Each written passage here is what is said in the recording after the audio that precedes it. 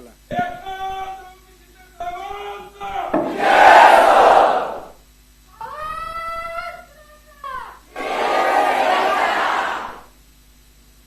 छत्रपती शिवाजी महाराज की जय भवानी. खरं म्हणजे आज दुसरा जागतिक कृषी पुरस्कार 2024. खरं म्हणजे मी अनेक पुरस्कार द्यायला असतो, पण आज मला पुरस्कार मिळालेला आहे.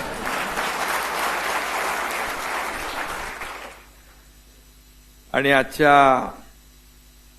या पुरस्कार सोहळ्याला उपस्थित आपले महामहिम राज्यपाल CP राधाकृष्णनजी,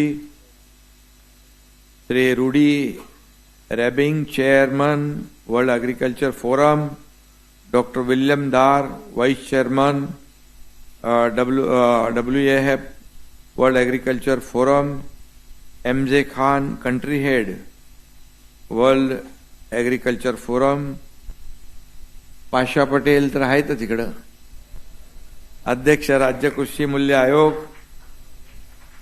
त्यांनी मगाशी विदाउट साऊंड सिस्टीम त्यांनी आपली करामत करून दाखवली, पण ते आपली वायर कोणी कापली होती, त्याला एक बांबू कुठलं तरी दाखवायला लागेल.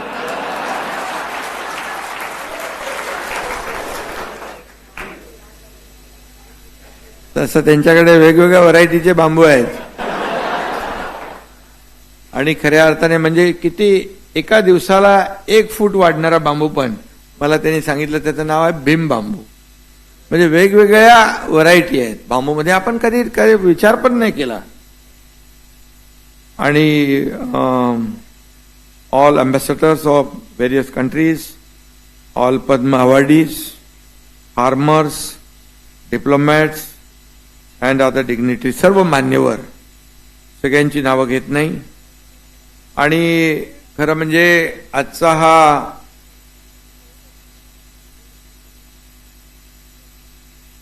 दुसरा जागतिक कृषी पुरस्कार 2024चा जो आपल्या राज्य सरकार आणि मुख्यमंत्री म्हणून वर्ल्ड एग्रीकल्चर फोरमने दिला, त्यासाठी मी त्यांना मनापासून धन्यवाद देतो, त्यांचे आभार मानतो. आणि हा पुरस्कार जो आहे हा महाराष्ट्रातील जनतेचा आहे, आणि हा पुरस्कार मी शेतकऱ्यांना समर्पित करतो.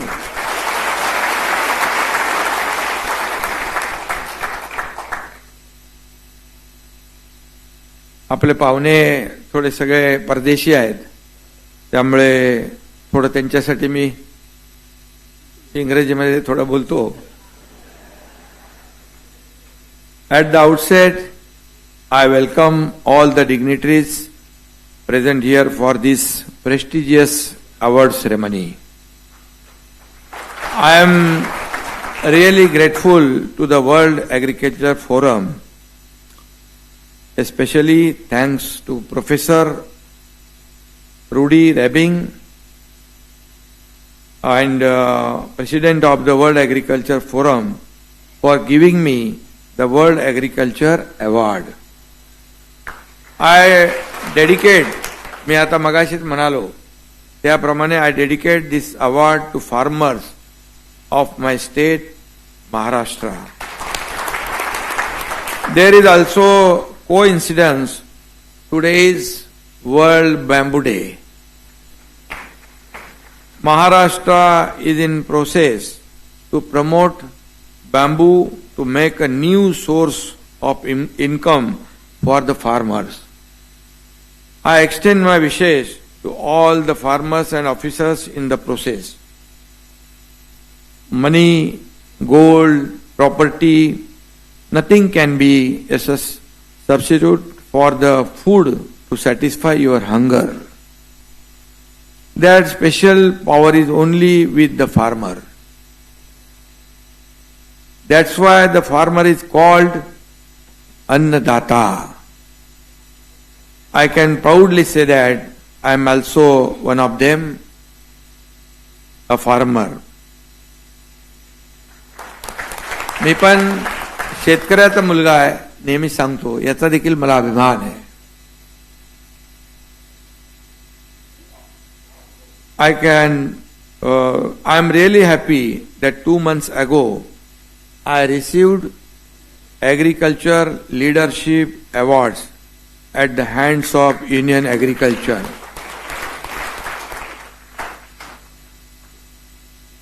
Minister Shri Shivraj Singh Chauhan, and today I feel really proud to get this World Agriculture Prize.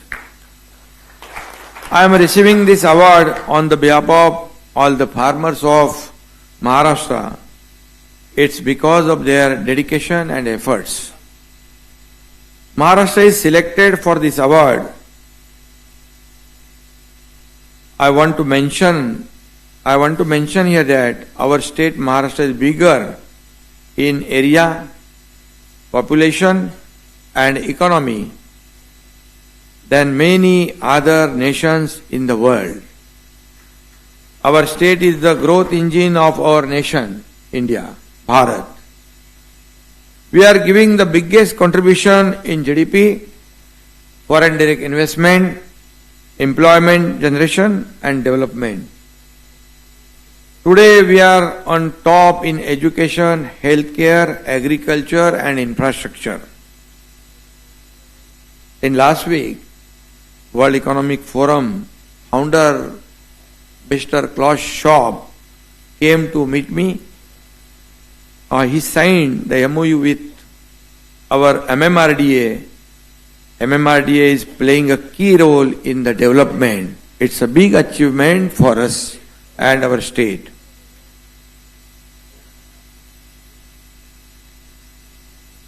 Maharashtra में किसान में ऐसी क्या खासियत है? पाशा भाई, आपको पता है, इसलिए आप ये सब पूरे टास्क के पीछे लगे हैं. मेरे ख्याल से वक्त के अनुसार बदलना वे जानते हैं और बदलाव को कभी ना नहीं कहते. ये उनके सबसे बड़ी स्ट्रेंथ है. कम से कम जमीन में ज्यादा उत्पादन लेने का चैलेंज उनके सामने है.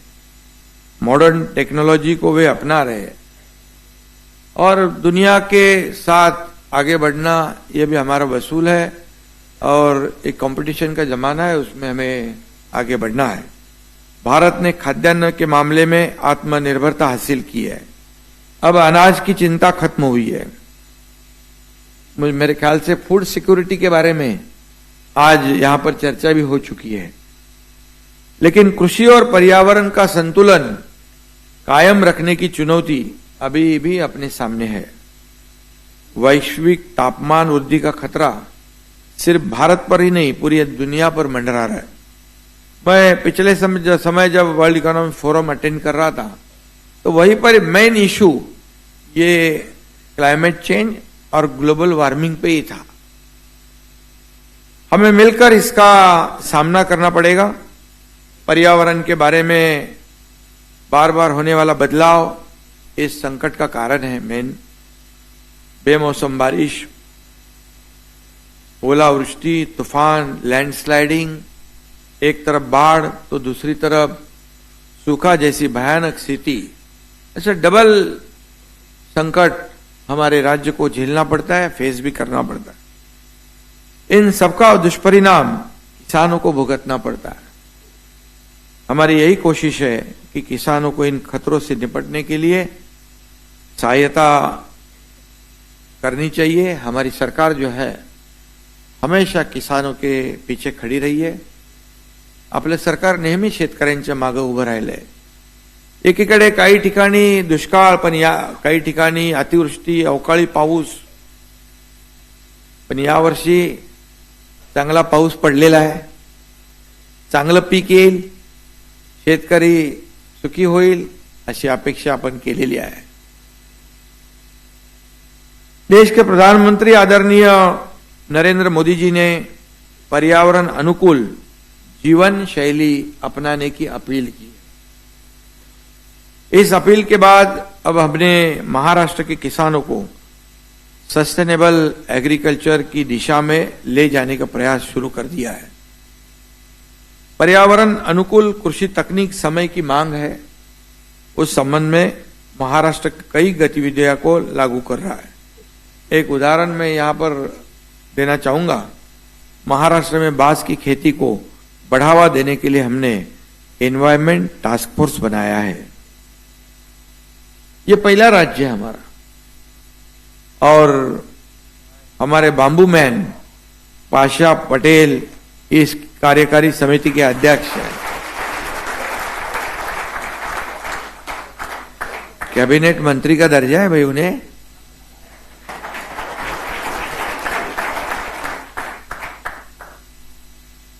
He got cabinet minister.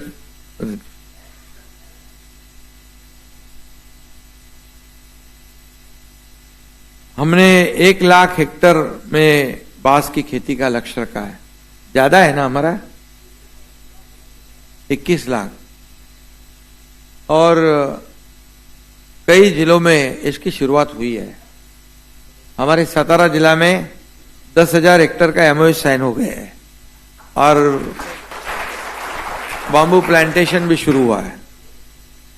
पूरे स्टेट में, राज्य में 21 लाख हेक्टेयर बहुत बड़ा मायने रखने वाला प्रकल्प है। यह मेरे सामने कई डेवलपर भी हैं, बैठे हैं, उद्योजक भी है। अभी आपको भी फर्नीचर में बाम्बू का इस्तेमाल करना है। मेरे ख्याल से पाशा जी बेंगलोर और गुवाहाटी एयरपोर्ट में पूरा फर्नीचर बाम्बू का बनाया है, और सभी लोगों का इसमें सहयोग की आवश्यकता है। हमने जो योजना किसानों के लिए बनाई है उसमें किसान को सिर्फ राहत नहीं मिलेगी बल्कि उसका आर्थिक स्तर भी बढ़ेगा और उनका राज्य के जीडीपी में योगदान भी बढ़ेगा। केवल 1 रुपए में फसल बीमा देने का निर्णय हमने लिया और उसका इम्प्लीमेंटेशन भी हुआ है।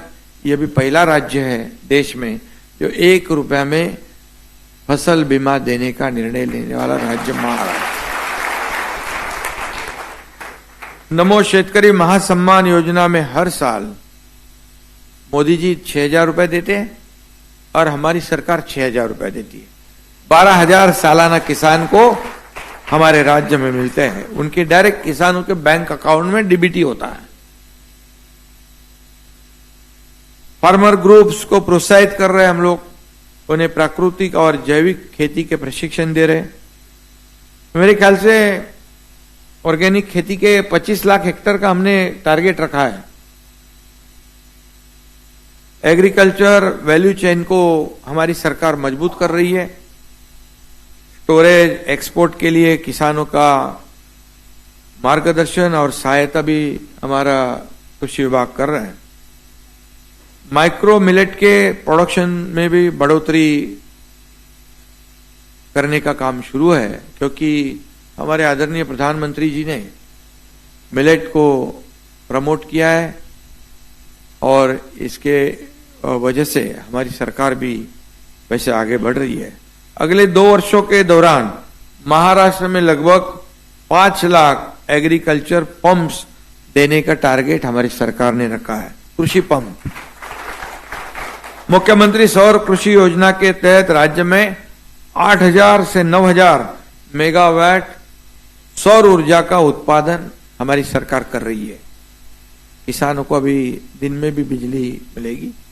किसानों को 24/7 बिजली मिले, इसके प्रयास हमारे सरकार के जारी है। इरिगेशन को बढ़ावा दिया है।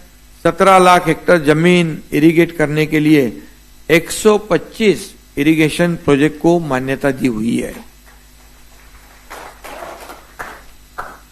मैं यहां पर याद दिलाऊंगा कि हमारी सरकार जब शुरुआत हुई, मैं और देवेंद्र जी दोनों ने शपथ ली थी और पहले कैबिनेट में हम किसानों के हित के लिए ये इरिगेशन प्रोजेक्ट को ही मान्यता दी थी इसको।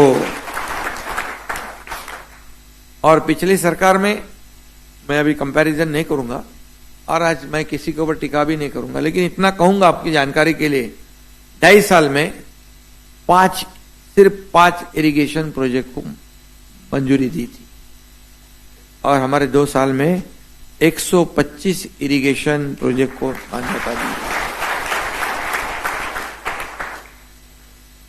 प्राइमरी एग्रीकल्चर क्रेडिट सोसाइटी जो पैक है, उसका कंप्यूटराइजेशन का काम लगभग पूरा हो रहा है। हमारे गृह मंत्री केंद्रीय और सहकारिता मंत्री अमित भाई शाह, इन्होंने इसको बढ़ावा दिया है और इसका लाभ किसानों को होना चाहिए, ऐसी उनकी कोशिश है। तो उसमें भी हमारी सरकार बहुत बड़ा योगदान दे रही है। मॉडर्नाइजेशन ऑफ एग्रीकल्चर पर हमारी सरकार जोर दे रही है। नैसर्गिक आपदा में हमारी सरकार किसानों के साथ कंधे से कंधा मिलाकर काम कर रही है, करती भी रहेगी, क्योंकि जो नैसर्गिक आपदा होती है तो एनडीआरएफ के रूल्स होते हैं, नॉर्म्स होते हैं, तो सब हमने चेंज कर दिए। एनडीआरएफ के डबल नुकसान भरपाई हमारी सरकार ने दी। 2 हेक्टर की लिमिट थी, 3 हेक्टर बढ़ा दी। यह भी हमारी सरकार ने नया कानून नियम बनाया। देश की अर्थव्यवस्था को $5 ट्रिलियन बनाने का लक्ष्य जो हमारे आदरणीय प्रधानमंत्री जी का है, महाराष्ट्र इसमें $1 ट्रिलियन की अर्थव्यवस्था का योगदान देने का काम जरूर करेगा। इस लक्ष्य को, इस टारगेट को हासिल करने में कृषि क्षेत्र की बड़ी अहम भूमिका यहां पर रहने वाली है और केवल उद्योग के सहारे इस लक्ष्य को हम पा नहीं सकते। कृषि संशोधन, कृषि उत्पादन तथा कृषि वितरण व्यवस्था, डिस्ट्रीब्यूशन सिस्टम, इन तीनों सूत्रों के सहारे हम देश के आर्थिक विकास में योगदान दे सकते हैं। हमारा भी यही प्रयास है। महाराष्ट्र को देश में कृषि क्षेत्र में नंबर 1 बनाने के लिए हम पूरा प्रयास करेंगे, क्योंकि भारत हमारा कृषि प्रधान देश है। हमारे आदरणीय प्रधानमंत्री किसानों के बारे में हमेशा, उनकी योजनाओं के बारे में हमेशा दिल से कोशिश करते हैं और इसलिए हमारा भी फर्ज है कि किसानों के लिए हम अनेक योजना जो है ये उसको आगे बढ़ा रहे। और इसलिए फिर से एक बार मैं ये सब स्पष्ट करते हुए वर्ल्ड एग्रीकल्चर फोरम को धन्यवाद देता हूं और